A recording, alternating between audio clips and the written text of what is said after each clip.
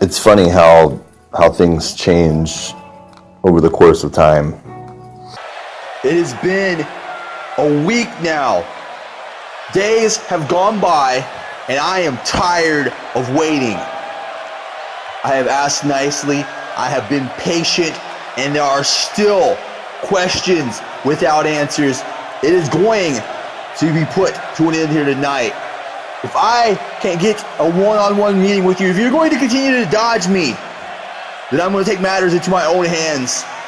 I have made a promise to each and every one of these fans in attendance, each and every one of the millions watching at home.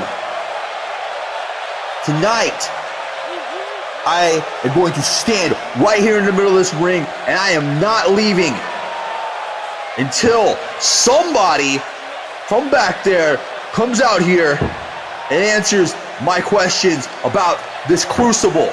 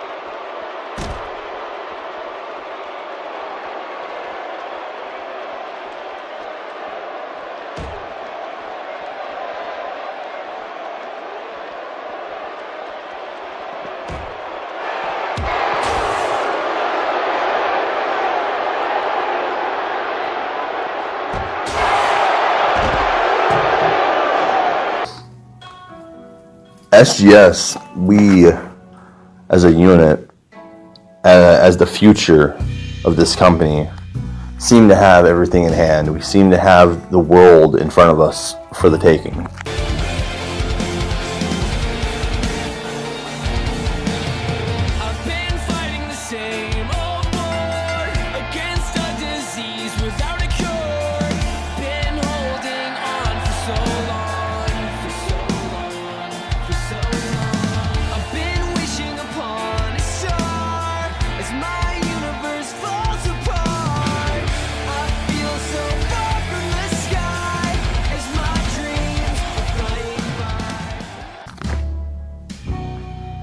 We saw ourselves in a position where, after the course of Eldorado Championship Wrestling was changing, that it was our time to step up, to really show everybody why, when I had come into the company years ago saying that I was the future of this company, that I meant it, that I lived by it, that it wasn't just a nickname, it wasn't just, a wink and a nudge, that my father started this company and founded it, that we meant business. So when certain threats arose and challenged the fabrics, the morals, the very pillars of this company, we felt it was our job to step up, to be the first to throw a punch in the face of that adversity. It's really funny just how things change. Everything that day, everything changed.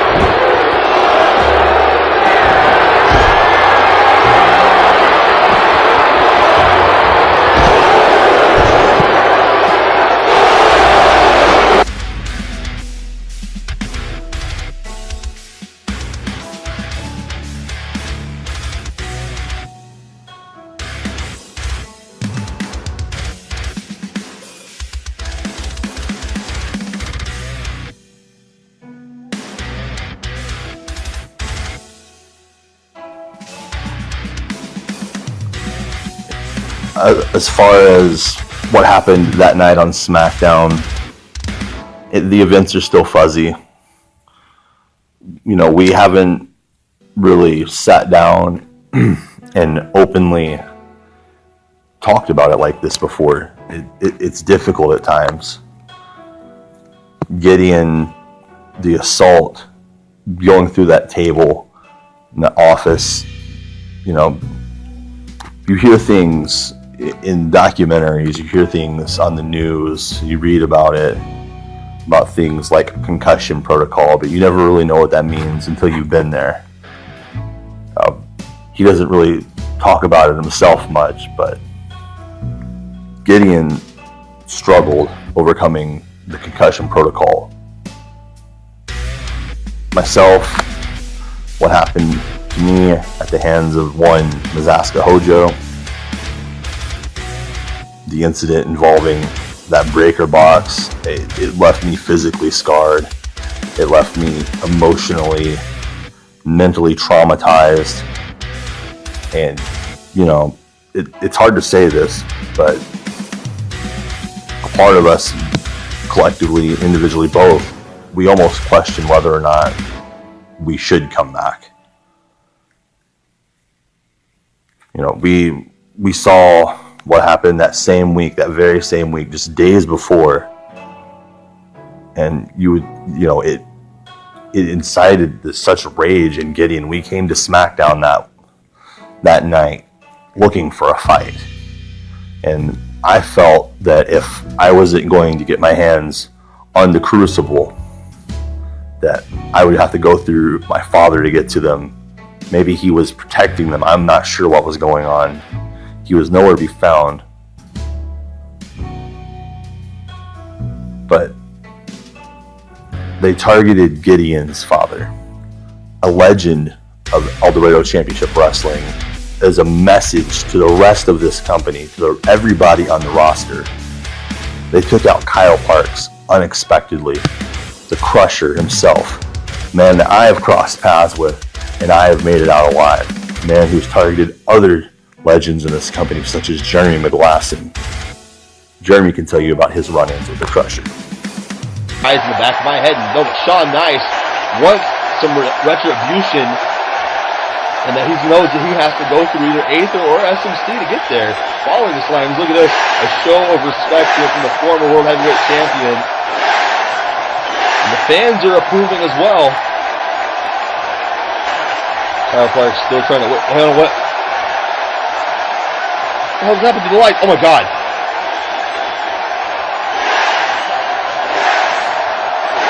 No, choke slam, that's the Crusher. The Crusher's here on Raw. And the Crucible once again appears. And this is the leader of the Crucible at that. We've seen the minions of the Crusher, if you will. I guess we would say minions. We still don't know who this one man was, but Mazaska Hojo said, oh no. Oh, that's that same leg. Sean Nice was attacking that leg earlier. And the Crusher with a steel chair now. Parks will not be able to walk.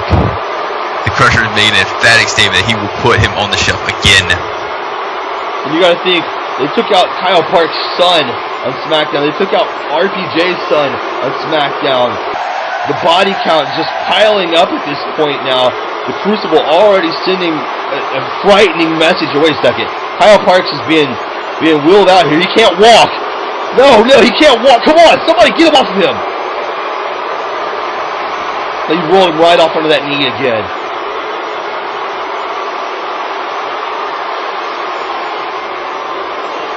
You talk about sending messages. You have to wonder now. It seems like they're just literally just playing and toying with RPJ at this point.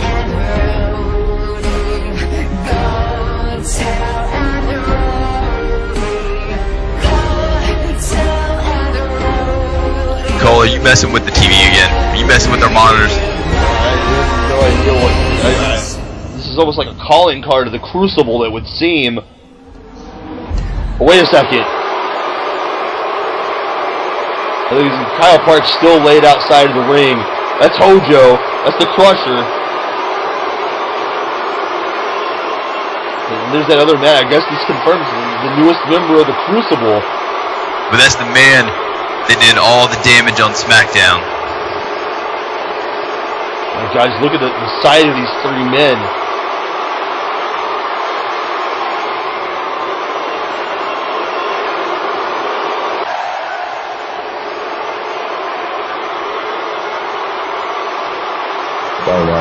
Many of you, I'm sure, have questions, so allow me to introduce myself. See, just as God himself has Metatron, the voice, or God, so he, the destroyer of this company, the harbinger of fate himself, the crusher, has anointed me, Apollyon, his destroyer, the voice of the harbinger. And by now, you have seen just what the Crucible is capable of. And let me warn you, this is only the beginning. See, I was created in the blood of a sacrifice known as Jared Sora. I am a deity amongst you. What we stand for isn't a blight upon ECW. We are not a cancerous cell. You cannot treat us. We are incurable. We are inoperable. We are the death rattle of this organization that all of you hold so high and so dear.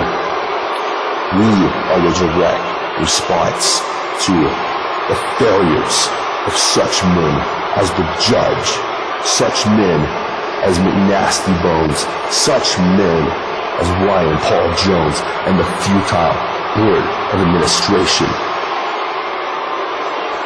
This company is on its last legs.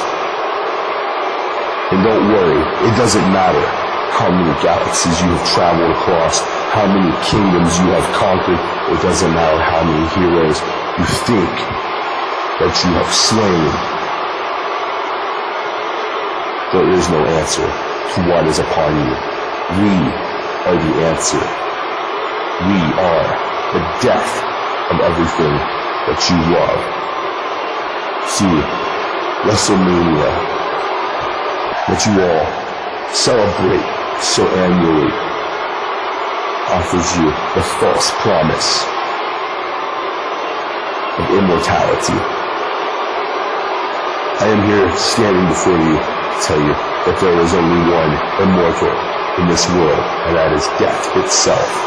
And death itself is the fate that the harbinger has sown in red in the cards for each and every one of you. Through the symbiosis of Shiki and the Crusher, to the resurrection of the Destroyer, we are here and we cannot be stopped. Accept your fate, ECW, and we will make sure that yours is a merciful one. You know, we had our run-ins with Jeremy in a darker chapter of Jeremy's story here in ECW, but nothing could prepare us for this. So now we're faced with this decision, and we've put ourselves into this position. We stepped up. We challenged them. We threw down the gauntlet. And where do we go from here? I'll tell you where we go. This company needs SGS. This company needs the second generation sensations. I think anybody realizes what's in store. Maybe people haven't done their history. They haven't done their research. They don't remember times like the Illuminati. The 700 block in comparison to this pales in comparison. The Illuminati was a very dark time in ECW. But this is different. This is more dangerous. It's more unpredictable. We only know one thing about the Crucible, and that they want nothing but the ruin of the company that we all stand for. ECW is ingrained in each and every one of us. as competitors, as entertainers, as brothers, as family. And they're here to destroy the very core values that we live by. So, as far as Gideon and myself are concerned, we have to be better.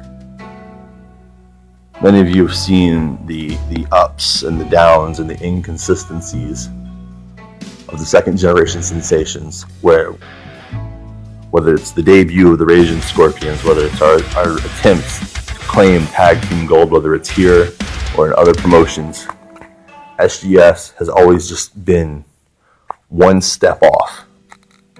Like, it's just like a dance. If you and your partner aren't completely in sync, you might trip, you could be hurt. Anything can go wrong. So we went back to square one. Gideon and I, we sat down, we talked. We went to the ECW Performance Center. And, it's been very, very behind closed doors for us. We've kept everything to this point secret. We didn't want any cameras. We didn't want any kind of media. We've been working one-on-one training day in and day out. Very few hours off. Studying each other, getting to know each other inside and outside of those rooms. If we can't know ourselves, how can we predict? How can we be prepared? How can we know our enemy? How can we overcome these monsters who clearly have a size and strength advantage, but we have the heart advantage? And two are better than one. And they won't catch us off guard again. People have told us all along that, why Reed? Why do you pursue this? The Crucible, Mazaska Hojo, Crusher, the literal boogeyman of this company. You have such a bright future ahead of you. Going head on, pursuing this. It's a battle that you cannot win. It's a battle that can't be won. Just let it go. But I know better than that. Gideon knows better than that. We know together. Because we've been there. We've looked them in their eyes. We've looked into where their heart should be. We've looked into where their soul is not. And if we just turn around and walk away, we run away, we're walking away from the future of this company. Without somebody to stand up and challenge these monsters, these demons that are here to take away the livelihood of ECW, there is no ECW. So, if by coming home to a tattered banner, to a war-torn landscape ravaged by the Crucible of mankind means that we are signing up to keep fighting the same old war. And we're going to sharpen our knives and we're going to load up our guns. SGS is here to stay. The Crucible fired their first shot. They might have won the battle, but SGS, the ECW, will win the war.